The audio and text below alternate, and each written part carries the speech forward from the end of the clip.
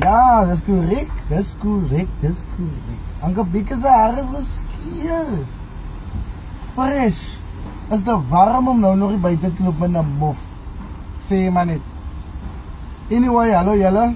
Aan al my familie van Facebook, my vader en my lieflike moeder. Hallo aan julle ook. Ek wil nie nog lank wees, ek wil vandag wees. Ek weet ek het 'n post gemaak waar ek gesê het ek het 3 vragies wat ek wil vra, wat ek noem de tree root virus. Nou, ek wil dit net gou vandag vra en dan wil ek net my opinie daarop gee en dan voel ek wil julle as my familie die platform gee om julle te sê, al beteken dat jy moet comment of whatever of share, maak die saakie. As dit is jou ways van deelneem, doen so voort. Eerste vraag wat ek wil vra. Is ons regtig vry in hierdie land soos wat ons sê ons is? As dit die geval is, dat jy regtig vry is soos wat jy sê jy is, hoekom is jy nou nog bang om te sê wat jy voel en wat jy behard het as 'n probleem binne die land? Simpel Afrikaanse terme. As jy 'n probleem het met dit wat aangaan in die lande, ook bang wees, rek jou bek.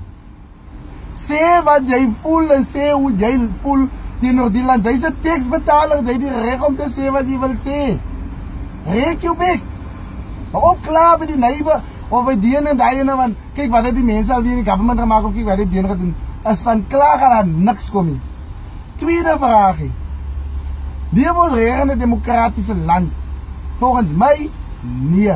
Julle vat breaking rights van julle oor 20 jaar van demokrasie, maar ek sê vir julle belieg julle self. Julle lewe in demokrasie nie. Julle lewe in 'n korrupsie wêreld. Demokrasie was nog daai tyd toe Mandela gelewe het. Na daai is dit korrupsie. So ek voel hy naampie moet sien na korrupsie toe. En die rede hoekom hier so te veel korrupsie in die land is omdat daar te veel Eddie Guerrero's binne in die government is. Hulle lie, hulle cheat, hulle steal. Nommer 3. As racisme regtig iets van die verlede. As dit die geval is, hoekom het julle nou nog probleme met rasse? Hoekom baklei julle nog oor en weer met mekaar? As racisme iets van die verlede is dit iets van die verlede of het die roles net reverse? Wat ek daardeur wil sê is, ek gaan quote uit my favorite movie uit Love Don't Cost a Thing. It's all about what was under the hood, it's now gonna be on top of the hood. Dis al wat ek wil vra. As dit wat onder was nou boe, en dit wat boe was onder, en die anders bly nog altyd in die middel. As dit die geval is, dit is dan nie racisme nie. Voel ek, julle moet julle minds opmaak waar julle is in die wêreld. Die probleem lê, julle lewe nog in die verlede. As dit van my afhang, as ek vir julle net so klein raad kan gee wat ek geleer het in hierdie lewe, as jy vashou aan die verlede, limit jy jou hede en jou toekoms. So doen nie guns, hou op aan die verlede dobbel en vashou wat die mense tyd het gedoen het, want die helfte van julle was nie by die apartheid, maar julle gaat ook aan. Jou ma het klaar feit gefeit.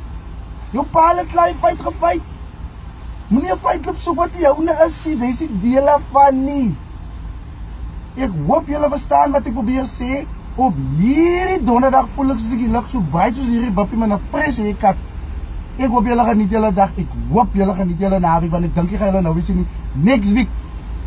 Anke Bieke, live and direct. Toodles.